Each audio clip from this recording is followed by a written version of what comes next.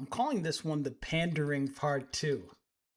The saga continues because what has happened over the last 24, 48 hours is a lot of people have sort of come out of the woodwork. I think most of them, what you're looking at here, what they're calling the Karmelo New Legal Dream Team, they're doing this pro bono. All of these people saw the same footage that if you saw the episode I did yesterday, all these people saw the same thing that we did here.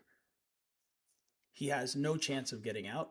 They're going to try to make this about race because that is the final boss of no accountability is this is about racism. And it's actually not about racism.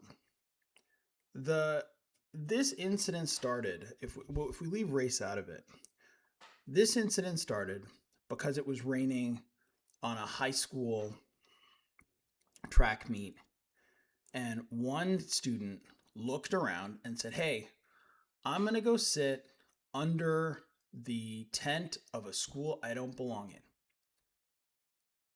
Knowing that this is likely to create a conflict, knowing he's likely going to be challenged, that's what he decided to do. He knows he doesn't go to that school. He knows the people under that tent don't know him. He's by himself. It's not like he was there with friends from that school. And he could have gone anywhere. You got to understand this. He could have gone anywhere. He chose to go under the tent and to sit there. And when challenged, to remain. And when he was continued to be challenged, he then threatened. Well, push does come to shove. He grabs a knife out of his bag and stabs the other 17-year-old in the chest, who later died. In his brother's arms, for God's sakes. And now he went to jail. That's literally the whole story. And they're going to try, and what I want to do, what I want you to see in this one, and I'm not sure how long I'm going to go for tonight, but what you're going to see is that when it comes, particularly with Black people, there is an entire industry devoted to preventing Black people from experiencing the accountability which would allow us collectively to grow the fuck up. So let's look at it. So this is Twitter. These are the top tweets. We're going to go through them with Karmelo Anthony. So this is from the BNB Empower Network. By the way, whenever you hear Empower, just know this is going to be some bullshit. But there has been a lot of discussion about the fact that no Black jurors served on Karmelo Anthony's juror. Yeah, a discussion by dishonest Black people, and no one else cares. However, under the law, a conviction is not automatically overturned because a jury lacks Black members. Shocking. The real question is whether qualified Black jurors were excluded because of their race during jury selection. And if you watch the episode we did yesterday, Fox 4 did a segment on this, and they explained they were excluded because they were teachers. I found that to be incredibly funny, but they were all Black women, and they were all teachers, and they were all disqualified. And they felt they couldn't be objective because it was a student. So their ability to say that this about race is going to be super hard to do. If an appeals court determined that prosecutors improperly struck Black jurors in violation of constitutional protections, the conviction could potentially be overturned and a new trial ordered. That's true. Super unlikely to happen. The focus of the appeal will likely be on the jury selection process itself, not simply the racial makeup of the final jury. Notice that the crux of their case isn't he's innocent. Notice that the crux of their case isn't he didn't do it, or that there was a real grounds for self-defense. They're not even, which tells you everything. They're not even bothering. They are looking for a technicality because the facts are not on their side. As the case moves through the appeals process, the courts will examine whether every defendant's right to a fair and impartial jury was protected. And frankly, and here's the other thing, this might seem surprising, I am not against them appealing. Everybody appeals. Serial killers appeal. Everybody appeals. It's no big deal. But And we'll hear from, I think it's Rashad Ritchie. He used to be, maybe he still is. Yeah, he is still on the Young Turks. And again, I have nothing against this guy. But this pandering to leftists and unhinged black women, because why, like, what is the actual basis for suggesting that he was unfairly tried? The facts of the case support his conviction. So no one has ever been able to explain, why should I, as a black person, want a man, now a man, who has murdered someone to get out on a technicality? In what other context would we be hoping for him to get out on a technicality? But let's hear what he has to say. I mean, look, this is the black left. Very thing that became the headline in the Carmelo Anthony trial, which was the fact that no black jury member was seated. I've said this before and I'll say it again. The left is the enemy of black progress. And this is what that looks like. And is it because I don't like this guy? I don't. I genuinely do not dislike this guy. But you have to understand what he's doing. He wants you, as a black person or a sympathetic white person, to be so focused on whether or not there were black jurors there, and to care not at all about the facts of the case, whether or not he's guilty. That's what he wants you to care about. That's why he's doing this story, because he wants you to care that there weren't black jurors. He does not want you to care that there is no evidence to suggest that the murder was in any way justified, meaning justice was served. And justice should be served whether there are black people on the juror or not. If there was evidence that he had been railroaded, it wasn't him, it was at night, he didn't see, it was dark, like, if there were anything that he could point to suggest that this was actually a miscarriage of justice, real justice, not racial justice, which is injustice, he would point to it. The fact that he has nothing other than black jurors tells you he's already conceded he's guilty. Now the hope is that an injustice can be done to the Austin Metcalf family on behalf of a black person. And if you are a leftist and if you are pre-programmed to respond to this kind of messaging, to respond to this, and this man is a doctor, he knows better. He should know better. Shame on him. But he will do this because this is what it means to be on the left. It's the very thing that can possibly get his conviction overturned. I talked to you about this on day one. His attorney, to his credit. Now, in my opinion, he did not do a great job trying this case. But to his credit, he did object to the jury racial makeup, which preserved the error or potential error for an appeal. And that's where we're headed.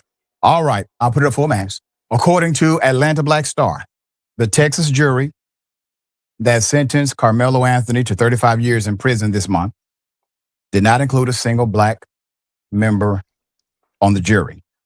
Even though the initial jury pool was made up of almost 600 residents of Collin County, where you have more than 10% of the residents are black, and that judicial decision. So more than 80% are white. Okay. Okay. Is where Anthony stands the best chance to successfully appeal this conviction, according to legal experts interviewed directly by Atlanta Black Star. Why would we want him to do that? If justice was served, why do we care about the racial makeup of the jury? Okay, I got to explain this. When I say that the left is the enemy of black people, this is what I'm talking about. What he's suggesting is if there were black jurors, Carmelo Anthony might not go to prison. He does not care whether Carmelo Anthony should go to prison. That's not interesting to him. What he wants is for this young man to be free. But he cannot and has not explained on what grounds. Why should he be free? Now, here's what he's also saying. And again, why I say the left is the enemy of black people.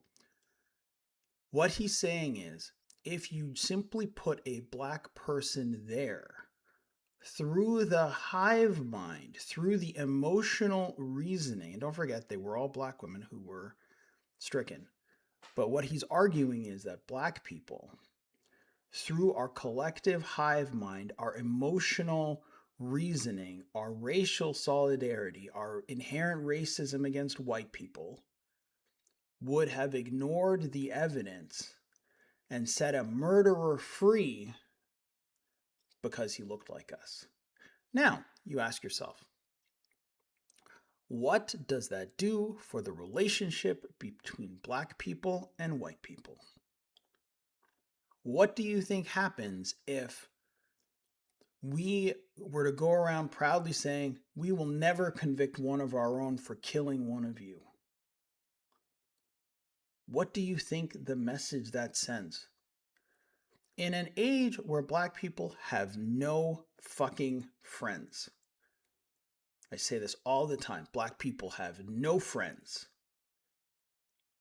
And what this guy and people like him want to do is to go around and to create this idea that if you try to treat us like citizens who can respond to justice, we will stab you in the fucking back or in the chest in this case. Now, remember in an appeal has to remedy an error. The error, 9 times out of 10, cannot simply be an error noted. It must be an error that your defense attorney has objected to. And if there's no objection to the judicial error, you may not have the opportunity to preserve that issue for an appeal. So, Yeah. Just the worst people. Judah says, it's absolutely mind blowing how evidence comes out showing that Carmelo Anthony was actually attacked and jumped. He wasn't.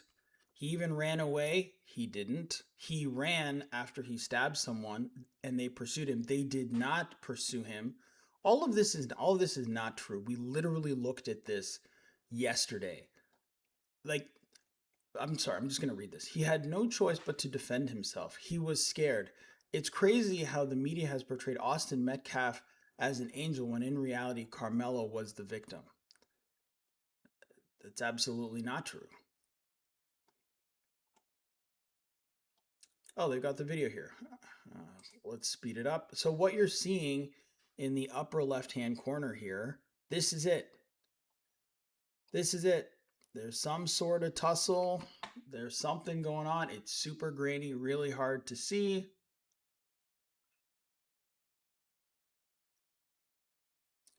Presumably, they're chirping at each other. And there he is. Boom. He's out.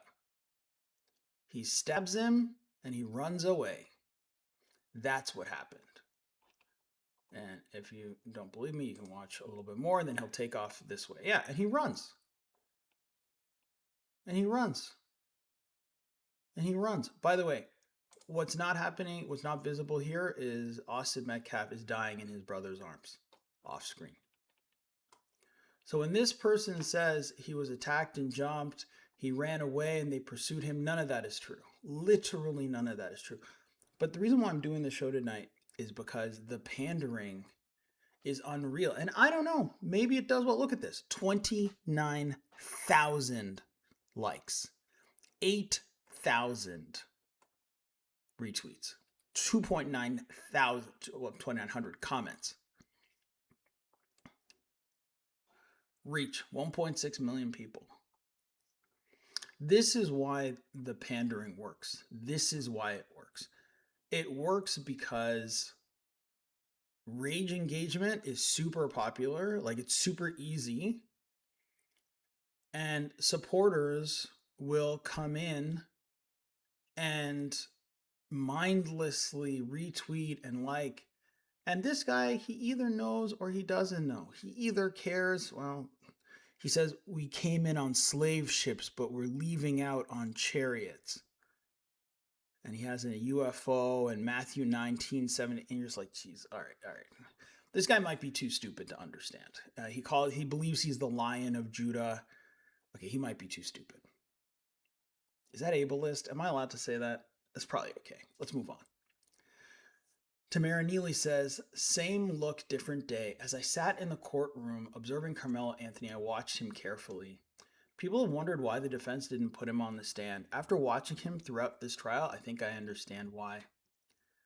There was something, oh, she doesn't even know. There was something about his demeanor that stood out to me. I can't quite put it into words yet, but it left an impression. I'm still trying to figure out exactly how to describe it. When I can, I'll let y'all know. Why would you even make this tweet? What does this even mean? Also, this is such a terrible photograph. Jesus Christ. Oh my God. He does look like, I will say this, he does look like a slave here. He does look like he's doing a slavery reenactment here. It's very funny. Like, can you, like, like 2 years ago, he was like, man, I'm going to go to college. I'm going to do this. What am I going to be? All this other stuff. Now he looks like he's doing a recreation of Roots. He looks like he's doing a bad high school play version of Roots. Here's Willie D, a guy I will tell you I definitely don't like, because the pandering is through the roof with this guy. But let's hear what he has to say. Heard somebody say, "Ha ha!" He said he put his hands on me. He didn't say they put their hands on me. If he had got jumped, he would have said they. When you go through something like that, when your adrenaline is rushing, you just struck somebody. I'm sorry, what was that? Sorry, you mean stabbed a 17-year-old in the chest? Yeah, okay. Actually, I don't know what that's like because I'm not a fucking lunatic. So sorry, continue. You ain't thinking straight. I stand corrected. We do agree on one thing. He was not thinking straight. And the words may not come out exactly like you want your words to come out. But just because he said he don't mean that he wasn't jumped. Yeah. Okay. Black American Families PAC. I want to believe this is the CIA. Like, I almost need to believe this is the CIA. But it probably isn't. And that really, it honestly bums me out. Like, I want to believe so badly that most of this is just CIA, CIA, CIA. And they're just like on 17, 100 different accounts just doing this shit, but it's probably not. Let's read what the Black American Families PAC has to say. Oh my God. Carmelo Anthony is a political prisoner here in Collin County, Texas, United States of America. Juneteenth is tomorrow. We demand justice.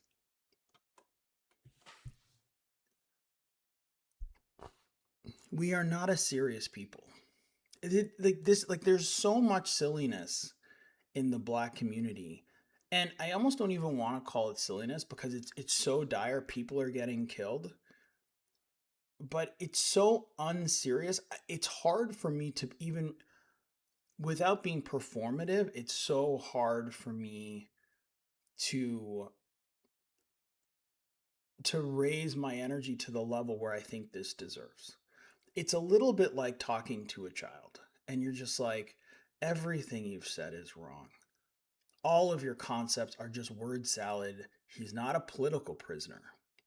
There's nothing political about what he did. He was not in politics. The state did not capture him because of his revolutionary ideas about blackness. He's not Huey Newton. He is not Malcolm X. And again, the fact that something calling itself Black American Families PAC would even compare a thug with a knife who stabbed a kid to death to a political prisoner tells you that we're not serious. Juneteenth is tomorrow. What does that have to do with anything? We demand justice. He got justice. You know, I feel like the comedian in the middle of The Watchmen, and it's just like, what happened to the American dream? You're looking at it. What happened to American justice? You're looking at it. This is what justice looks like. Justice looks like this kid here. This is American justice. And we should all take like half a minute to look at it. This is American justice. And for Black people especially, we have to get over that. This is justice. This is correct. This is the correct outcome. This is the best of all possible worlds that we have to live in. A better possible world would be he didn't stab a kid to death. But in the world that we've got, this is justice. You're looking at it.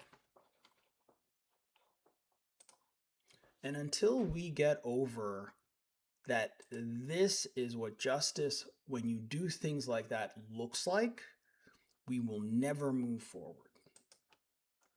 And that's mostly why I wanted to do this episode tonight. Like, we've already gone through all of these details. We've already looked at it. We just looked at it again.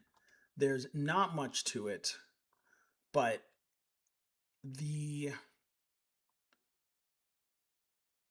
internet, and again, I assume most of these people are just looking for clicks. I mean, what is this?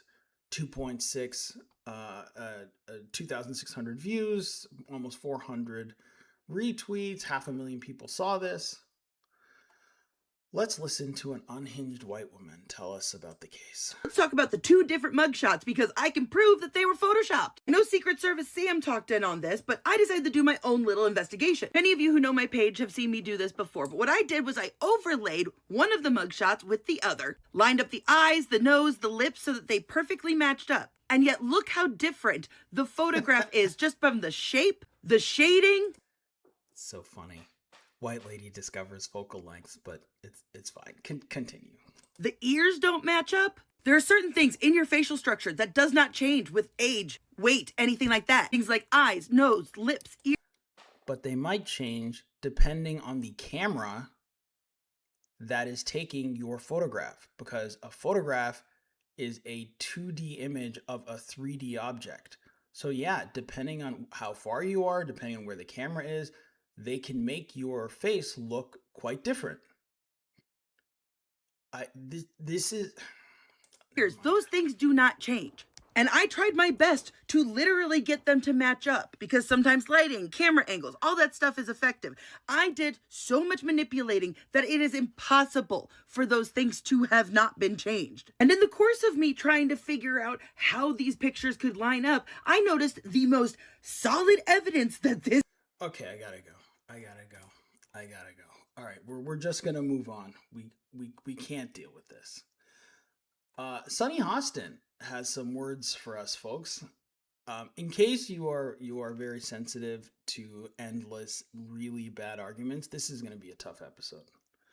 Tomorrow I'll talk about something else, but today challenge. We gotta spend. This has been an issue for such a long time in the judicial system, where prosecutors use what are called, Batson challenges, and they explain what that is. It's a challenge that is used to strike a juror, generally a juror of color, for a race-neutral reason. Right. Because you're supposed to have a jury of your peers, and you're not supposed to just strike someone because they're black. And in this case, they gave the reasoning that they're educators, and this happened, these were high school students, and this happened at a school track meet, so they couldn't be impartial because of that. I don't think that's an appropriate reason. They might be the best ones to Yeah, comment. I don't think it's an appropriate. Why would they be the best ones to comment? None of this has to do with being in high school. Why would they be the best one? They'd actually probably be the least one because they would likely be the least impartial.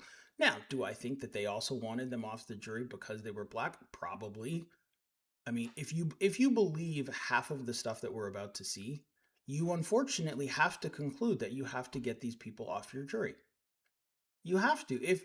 If justice is going to have a chance, people who do not care about justice, who do not care about society, who care only about their personal grievance, must be removed from jury selection. It's very simple. Reason to strike black jurors, especially when it's a young black teenager on trial, and especially when that particular area is made up of 10% of an African American. They keep saying 10% like it's a winning argument. They keep saying 10%. It's like, okay, well, it's 10%. If you have 100 people, 10 of them will be black. How many people on a jury? 12? So pretty likely you're not going to get a black person in. I mean, if you're just selecting random 12s, I don't know what the odds are exactly, but pretty decent that you'll have an all-white jury selection. There's nothing about that is particularly unbelievable. This wasn't like downtown Atlanta. Community. So I don't think he got a jury of his peers. So I think on appeal there is a legitimate thing, a legitimate reason. Middle-aged black women are his peers now. Middle-aged black women teachers are his peers because they're black. So anyone black is a peer. It's a very bizarre thing to say. If you're gonna, I mean, it would be more true if we were talking about Lagos in Nigeria. But you live in a predominantly white country. Your jury will be predominantly and in many times exclusively white. Why would that be surprising? Also think we have to look at self-defense here because there seems to be two systems of justice at play. Why do we have to look at self-defense here? Also, they tried self-defense. He lost. Again, it's very tough to argue self-defense when you can just leave. This country. And there have been for a very long time. I was part of the system, so I understand that, and I believe that to be true. In this case, this young man, you heard him say he put his hands on me, and I told him not to. This, the kid that died, and I have so much. Austin Metcalf. This woman makes millions of dollars a year. I make $0 a year. Austin Metcalf was the young man's name. Just saying. Empathy for him and his family's loss. That kid was 200 pounds. This kid was 130 pounds. And so, and the other. You hear, I don't know if everyone can hear this. You hear the audience? Oh my God, he was only 130 pounds. Here's the thing. If you're 130 pounds and someone who's 200 plus pounds comes up to you and says, hey, you got to get out of here, why wouldn't you just leave? They act like Carmelo Anthony was at home and Austin Metcalf broke into his bedroom. All Carmelo Anthony had to do was to leave. But he probably didn't like how he said it. He probably didn't want to look like a punk. And so he's like, make me. And let's face it, he's not from that school. He's under their tent, likely looking, it is reasonable to assume you are going to get a challenge for being under a tent that doesn't belong to your school. And it's kind of hard to miss. There's a giant M on it. I believe he went to Centennial. The other kid was also taller than he is. He was the only black kid under the tent. And that image is never not going to be funny, by the way. And the thing is, it's okay to laugh at him because he's a murderer. So, and he's an idiot. Like, can you imagine, like, you do all this work in your life, you do all of this stuff, and then you're just like, maybe I'll just do a murder today and blow up the rest of my life. You're a fucking moron. So it's okay to laugh at him. But it's like, what they're trying to do now is be like, he was so small, he was so afraid, he was the only black person. Why didn't he leave then? Why did he go someplace where he's the only black person? Why did he go someplace where he doesn't go to school there? Why does he go someplace where he's likely going to be challenged by these scary white men. If he was so scared, why didn't he leave? It's a simple question. If he was so scared, why didn't he leave?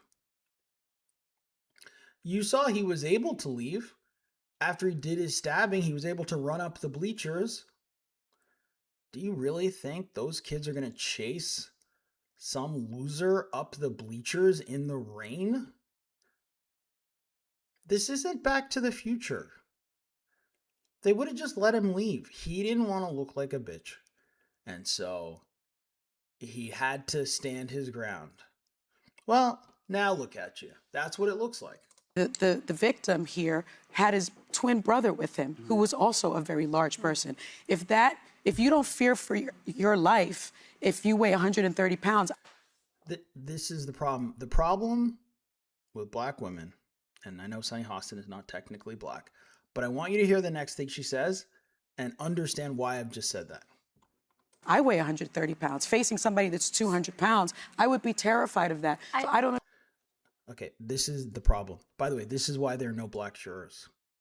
This is why those prosecutors looked at those black women in the jury pool and was like, fucking hell no. They turned into that Leonardo DiCaprio meme from Wolf of Wall Street. Absolutely fucking not. Because what did she just say? If I was there at 130 pounds and I was facing those men, I would be terrified. Well, number one, you're not a man. Number two, you probably would not have gone under their tent. Number three, if they told you to leave, you probably would have fucking left. So you can't just create a scenario where you as a woman who's like, oh, but I'm 130 pounds and they're big scary men. He's not a woman. And even as a woman, unless you're insane, you wouldn't do what he did. Again, they're acting like Austin Metcalf broke into Carmelo Anthony's home. That's not what happened. But because the emotion, the empathy just spills out of people like this, you can't put them on a trial because she will subvert justice for her feelings. And that's the problem. Understand why self-defense was rejected by this jury. Yeah, you're never going to understand. Sonny, you're never going to understand. Austin Metcalf's dad goes off on complaints. I'm going to skip this one because I did it yesterday. This is from last year. I recognize the picture. He's safe at home. You know who's not safe at home? Oh, geez, look at this hair. You know what's funny? I gave him like so much grief over this fucking haircut. God, I can't stand it. But then I saw him bald, and I'm gonna be honest, they're both terrible. They're both fucking terrible. I have a personal feeling, I cannot prove this. I believe that this look became popular because most black boys are raised by their mothers. And if they had fathers, they would take them to go to a barbershop and cut their fucking hair. But since they have mothers, they're just like, oh no, we're going to texture out my boy's hair and he's going to sit there and we're going to do twisties. I cannot prove that. But I'm probably right. Myron Gaines. Actually, I'm going to switch to latest because some of these are a little bit on the older side.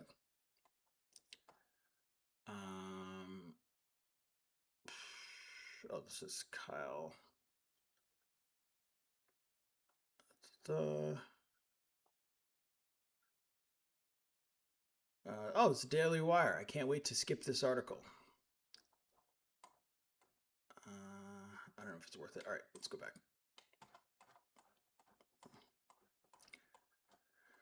Skipping the conspiracy theories, skipping this image. Let's hear what Myron Gaines had to say. People forget that Jeff Metcalf forgave Karmelo right after his son was murdered. This is true. He came out, and I remember a lot of people were furious with him. But anyway, let's read it. Myron Gaines. This is from about 10 days ago. People forget Jeff Metcalf forgave Karmelo right after his son was murdered and tried to meet with Karmelo's family to make peace. He was crucified for it and still received death threats besides being the victim's father. He has a 100% valid reason to crash out on you retards. Black people create the racism they cry about. This is true. This Carmelo Anthony case has made all of us more racist. We are all tired. I can't disagree. I mean, I hope this case hasn't made people more racist. It probably has. Do black people often create the racism they cry about? 100%. And actually, I also agree that Austin Metcalf's dad has a very valid reason for crashing out. 100%. 100%, he has a valid reason for crashing out. Carmelo Anthony video proves self-defense. This is just more pandering. Someone talking about prison. Who the hell knows? Carmelo Anthony is guilty. By the way, there are like so few guys who are saying that he's guilty. Do we want to hear what Charleston White has to say? Dumbass niggas like Charleston White are crying about Karmelo Anthony. All white jury, the judge and the DA are buddies, along with the dad, best friends. You cannot make me believe that as many gray-haired white women on that jury that's dealing with white guilt about going to heaven is not gonna have no compassion about a kid that's been straight A from the time he's ever read a book in school, has no history of violence. This kid has no... He does have a history of violence. Like, again, can we talk a little bit about black celebrity for a minute?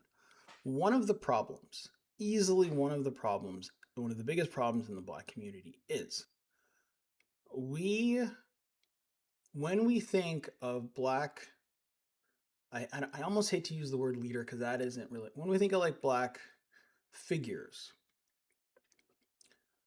unfortunately, where white people have industrialists and some are politicians, some are entertainers, some are just general thinkers, some are philosophers, a whole panoply of different professions, some more serious than others, some more credible than others, fine. The problem with the black community is black leadership is basically comedians, rappers, to a lesser extent actors, and Democratic politicians. That's it. So Charleston White would never be considered a serious person on anything. But unfortunately, with the dearth of black leadership, particularly black male leadership, guys like Charleston White can come to prominence, can be treated seriously, his opinions can be relevant. And I've not disagreed with everything Charleston White has ever said. I've agreed with him on many things. So I'm actually a little bit surprised that this is his take on this case, because the reality is Carmelo Anthony got, by all appearances, a completely fair trial. And we're just going to move on. I can't deal with it. Oh, God. And then, do I want to hear... Yeah, let's do it. Let's do it. Kevin Blue, ladies and gentlemen. So look here. The tapes that I saw 5 boys walking with intent. You already know he's just making shit up. To that tent. They didn't look like they didn't have a purpose when they were gingerly walking over to the young man who was doing nothing but sitting down while black. He was sitting under a tent surrounded by students that he did not know, did not go to school with. He could have sat down anywhere. He chose to sit under their tent and then chose to not leave. So, if you, again, as I always say, if you have to lie, your argument is shit. In Texas. What a gay way to say that. So then when they get over there, We clearly see, although we're going to skate over that, a lot of the people in the comments, they skate over this part. Well, it doesn't matter that he was the aggressor and he pushed him. You don't answer a push with a knife. No, stop skating over that one fact. Who was the aggressor? And then, we get mad about why didn't he go get a teacher, a parent? Every parent with a child has told their kids these two things. Make sure you go get an adult, someone that's an authority. Oh my God. He was 17, not 7.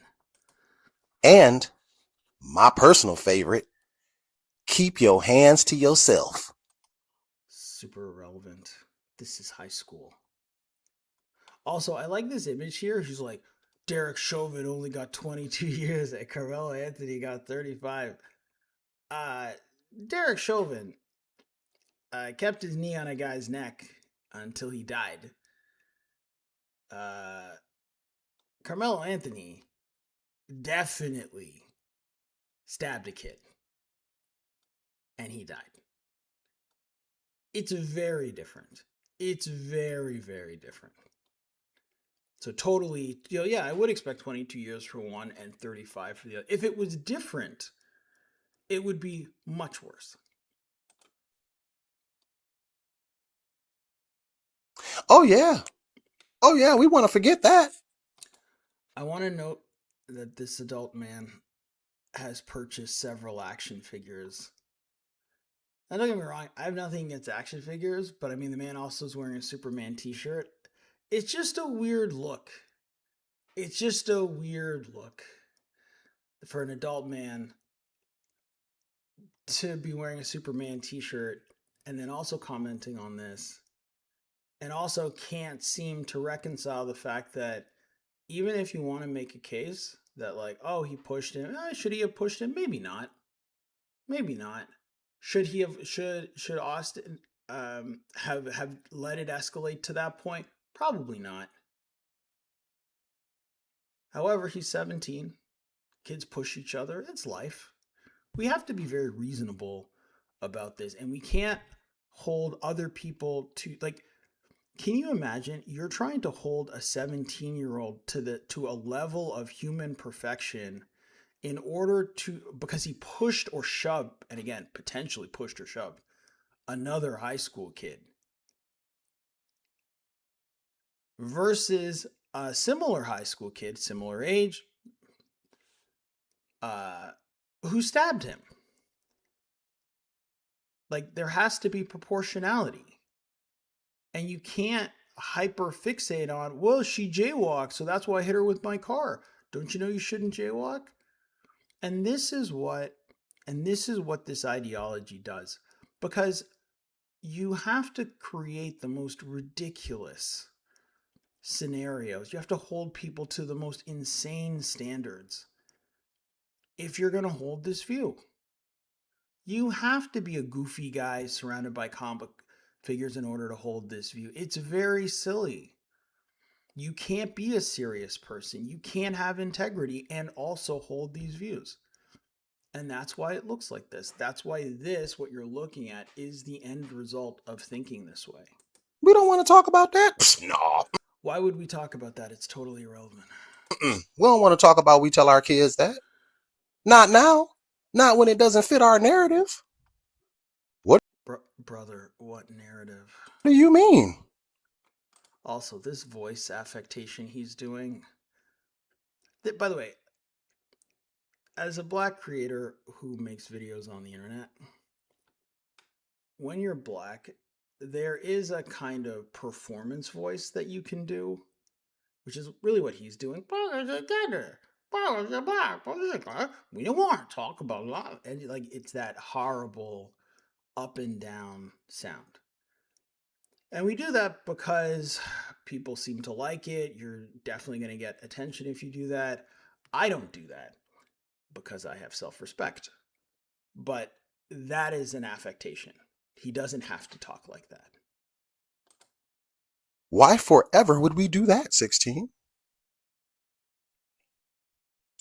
So at this point, when we see the tape, we see that Karmelo does the one thing that Austin should have, RIP. He runs away from the altercation After he stabbed him.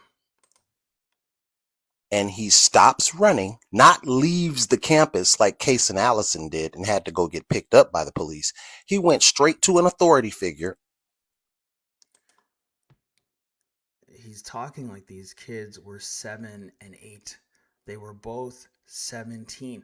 Also, he didn't really go get an authority figure. If you watch the tape again, he was leaving. People are pointing at him, and he kind of slows, and then it looks like what school administrators come and they grab him and they talk to him, but really what they're doing is they're holding him until the cops show up.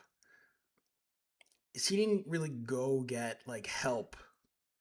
He ran and he kept running. And then he let himself stop until it was some authorities. I think there was a hug, if memory serves correctly. And they were like, hey, calm down, calm down, calm down. But meanwhile, what they're doing is they're biding time for the cops to show up. Like Austin should have. What a horrible thing to say. Like, this is what I mean. If you make the decision that you're like, look, man, I'm just going to go all in for black people. I don't care about white people. I don't care about justice. I don't you then you end up talking like a monster. You end up talking like some kind of ghoul. Because how else you have to talk like a ghoul? Because that is because what you've said is I am all in on pandering and I don't care. I'm going to pander sun up, sun down. It's me and Thurgood Marshall and we're going to pander forever. Like this is it. So you have to say the most horrible things. And consulted them after the altercation. He didn't really consult them. In the tape, I also hear the young man crying. He put his hands on me, and I told him not to. That's actually a pretty good impression. Facts.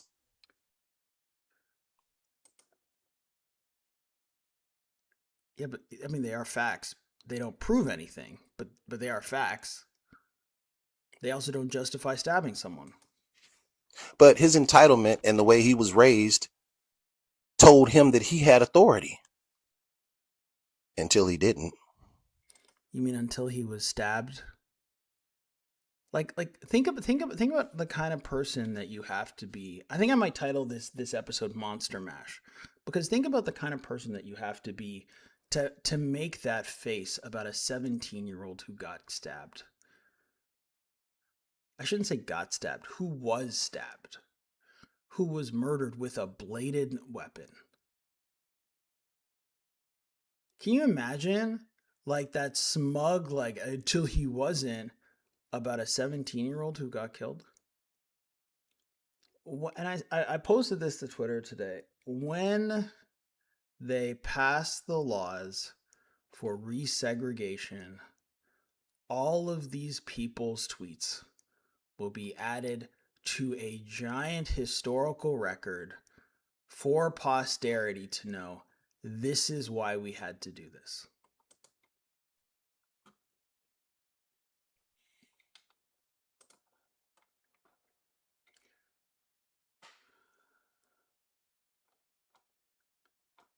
I'm skipping that.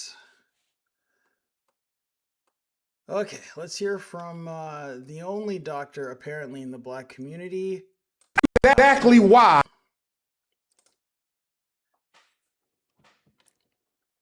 Sorry, folks. We got to do it. We got to do it. We got to do it because we got to all embrace the horror together. Like, it'd be super funny. I'd love to know of my tiny audience how many people are black because, like, I really want black people to feel what I feel when I look at this. And I'm just like, it's so hard to accept that this is what we are now. And if you're older, then the problem you're going to have, which is a problem I have, which is It didn't actually used to be like this. And if you're younger, forget it. This is all you've ever known. But there was a time it didn't look like this. And now this is all there is. Hit it, Dr. Umar. The prosecution didn't allow any black jurors, Loon, because a black juror with our balanced sense of justice would have. We don't have a balanced sense of justice. That's the whole point, as you've seen. And here's how you know that he's lying. He's like, our balanced sense of justice. Where is the evidence that Karmelo Anthony did not get justice? And if your argument is because he went to jail, then you do not have a balanced sense of justice. Saw that there's no way a child could go under a tent and know ahead of time that two white boys are going to come over there to jump him. Okay, a couple things. Number one, he's barely a child. He was 17. Calm down. So he was 17. He didn't go under just a tent. He went under a tent belonging to a different school. Now, I'm not saying this is like Bloods and Crips, but if you don't belong to that school, you really wouldn't go under their tent. You really wouldn't, because that tent is for them. And if you do go under there, you should expect, it is very reasonable, that you will be challenged. And you may be asked to leave. And if you do that, it might be embarrassing for you. And if your attitude is, I do what I want, I don't give a shit if they step to me, I'm going to look them right in their eyes and say, make me. And I happen to know I'm carrying a knife. Hopefully I don't have to use it on him, but I will if I have to. If anyone touches me, what did the man say? He put his hands on me. So I stabbed him. If you think that's a reasonable way to go through life, if you think that's a reasonable thing, then no, Dr. Umar, black people do not have a balanced sense of justice. Him having a knife, it's a complete contradiction for Caucasian nation to say, why did he have a knife? You crackers walk around with guns every day. Adults can have guns. Adults can have license to carry. He's 7, and again, why do I say this? We do not hold black people accountable for the decisions that we make. He's 17 years old. He's going to a high school track meet at 10 o'clock in the morning. Why does he have a knife in his bag? It's a very reasonable question. But what you'll notice is when there are reasonable questions and they don't want to answer them because the answer won't make their case, they immediately shift to, well, what about white people? In which case he's talking about white adults with licensed firearms versus a kid who has a knife in a school zone where apparently he's not allowed to carry a knife. Like most schools, you're not allowed to bring a knife on campus. Why did he have a knife on him? And here's the other part. And again, this is why these people are the enemies of black people. If he did not have a knife on him, chances are high he would never have gone under the tent because he knows he's going to get challenged and he doesn't have anything. And like the other lady said, he's not strong. He's not big enough to fight off a bunch of guys. He'd have to lose. The decision to bring a knife led to the situation where he chose to use the knife. So, if you cared about black people, instead of defending the knife, you would do what I would do, which is to say, do not just carry weapons around with you. It will affect the way you make decisions. You run the risk of being in a situation where you may think, I should use the knife. And then you'll ruin 2 lives, the person you kill or seriously injure and yourself. If this man cared at all about black people, that would be his message. But it isn't, because none of these people care. When you put your gun on your hip this morning, did you do it with the intent to kill anybody? Loon! These white people fight for the right to carry a gun out the house every day. I hate the fact that he speaks like a civil rights leader, but what he's actually doing is pushing you towards a sense of aggrievement and entitlement and away from self-knowledge, away from self-evaluation, so that he can monetize you. He talks like a civil rights leader because all the real civil rights leaders are dead. They didn't make it past 95.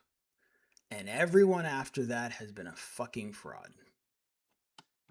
You leave your house with the intent to take a life with that gun. No, you didn't. So why are you going to say this little black boy left his house with the intent to shank somebody with a 3-inch blade? Loon, do you? Pretty sure it was a 5-inch blade. Also, his intent is irrelevant. His intent is irrelevant because he did in fact stab someone. He did in fact put himself in the scenario. I don't know at what point he decided this was worth killing over. I don't know. Frankly, it's such a stupid decision. I have to assume that this kid's half brain dead, which also calls into question how good the school systems are. If a guy can get straight A's all the way through, but can't use his brain to solve problems in the real world. You really think a 5'8", 135-pound kid armed only with a 3.5-inch knife? Pretty sure it was 5 inches, but regardless. Listen to this. Do you really think a 5'8", 135-pound child whose only weapon... 17 really a child? Also, why does he have a weapon at all? He wasn't in a gladiator pit. He was at a track meet. Like, this is just it. They want you to accept the framing that it is reasonable for black people to go around with deadly weapons just because. Is a 3.5-inch knife, Loon. Do you really think he wants to take a chance and fight 2 football players? Yes, I actually do. Because if you don't want to take a chance and be in a tough spot, you don't go under another school's tent. You just don't. It's not a crime to go under someone else's tent. But if you're so small and so vulnerable and so afraid, you don't put yourself in situations where people are going to give you a hard time. People are going to question you. You may be asked to leave. It might be embarrassing. You may be told to get the fuck out, in which case you're going to feel humiliated. Any number of things. If you're small and afraid, you don't do those things. And what did he do? He did all of those things. Who don't have any weapons? Hell no. That knife is no match for 2 football players. Why did he have a knife on him then? Apparently it's also a match for at least 1 football player, but what did he have his knife on for? Why can't we ever ask the question why he has a knife? Why can't we ask the question why he had a knife? Keep in mind, Dr. Umar's entire fan base is black women and leftists. Right. You follow me? Right. Imagine Karmelo stands up. And by the way, Karmelo never left his seat. How can he be? Well, he obviously left his seat because he stabbed somebody. And then he ran up the stairs. I doubt highly he stabbed him from a sitting position. Super hard to do that. Actually, maybe not. I mean, you could make a case that he reached down and then stabbed him. I don't know how that makes any of it better. The perpetrator. But what he never left his... He said how can he be the perpetrator? Well, he admitted that he did it. Like, again, look at this face. This is just acting. What you are looking at is an actor. And this is what the black community has. Actors. Everybody's a fucking actor. Our rappers are actors. Our politicians are actors. Any black man you see working in this space, the majority are actors. See, what do you say to them? But wait, this is what I want. Let me finish. Go ahead. I'm sorry. Go ahead. Imagine apologizing to Dr. Umar for trying to ask any kind of critical question. The prosecution know how fair black people are. We're not fair. as evidenced by this tirade. So he couldn't have any on the jury. And why couldn't he have any on the jury, Loon? Because in the state of Texas, if you're on trial for murder, the verdict of the jury must be unanimous. Exactly. If one black person would have made it onto that jury, Karmelo doesn't go to jail for 35 years. The prosecution knew that. Ironically, he is making a case to ban. This is why I say these people are an enemy of black people, because the case that he is so eloquently making is why black people should never be selected as part of juries. That is the argument that he's making.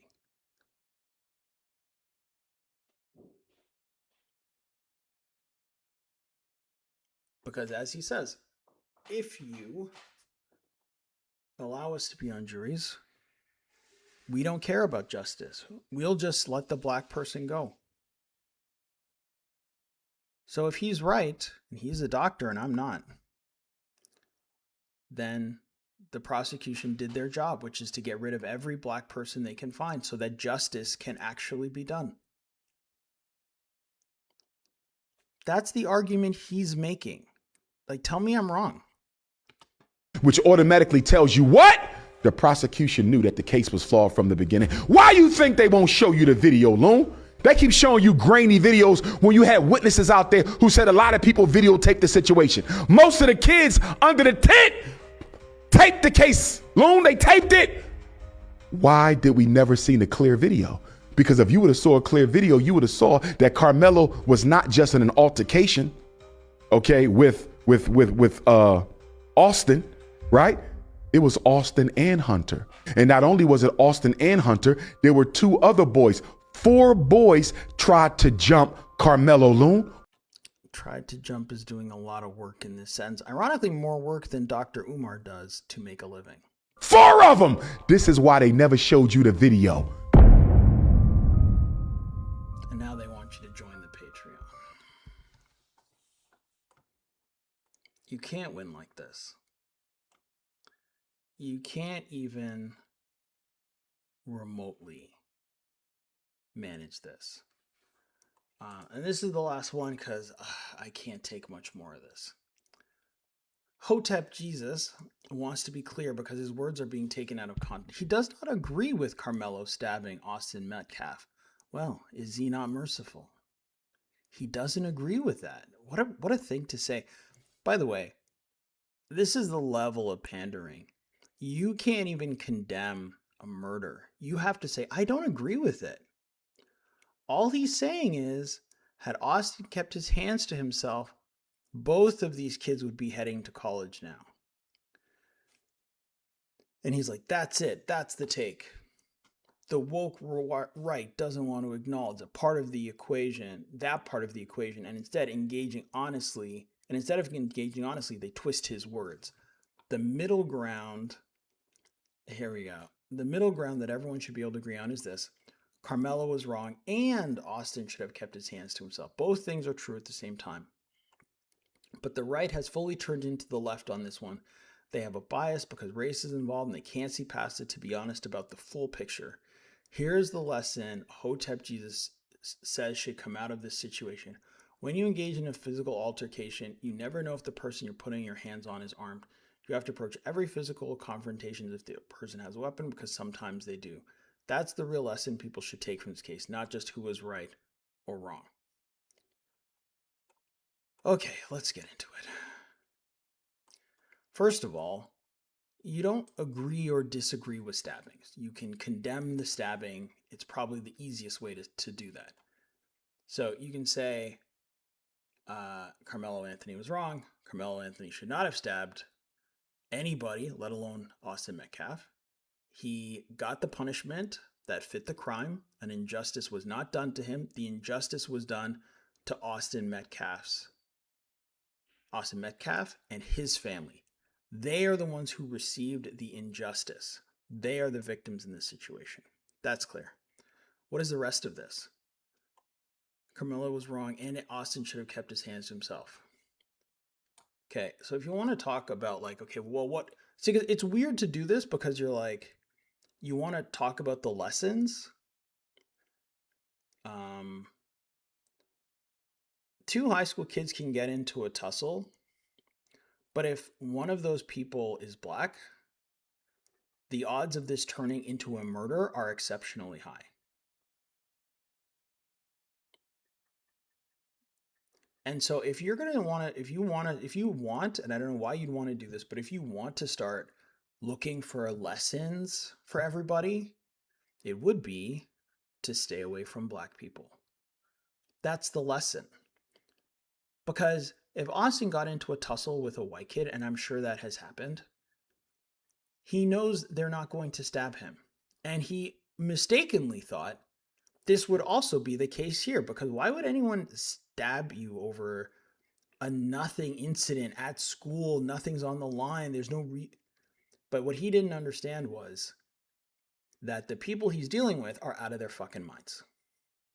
And they actually will kill you over something so minor. So now, I doubt this Hotep Jesus person would feel comfortable saying, the real lesson is, if you see black people, even if they're doing something they shouldn't do, you should just get the hell out of there.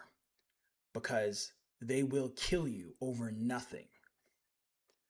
So that's the actual lesson. Because, like, if you engage in a physical altercation, you never know if the other person is armed. He was 17 at a high school at 10 o'clock in the morning at a track meet. He wasn't at a bar at midnight tussling with grown men. That's a totally different scenario. He's 17 with another 17-year-old at school on the bleachers. Yeah, actually, it is reasonable to assume that the other person is not armed unless he's black. That's the real lesson. And I don't want to go all Nick Fuentes on this, but that's the real lesson. There's nothing wrong with having a tussle in high school. Most people have had like a push and a shove in a high school. Some people have gotten into full-on fights in high school. Like, some people have gotten really beat up in high school. Most don't die unless you introduce black people into the equation. Then you might die. And something tells me I don't think that he is prepared for that to be the lesson.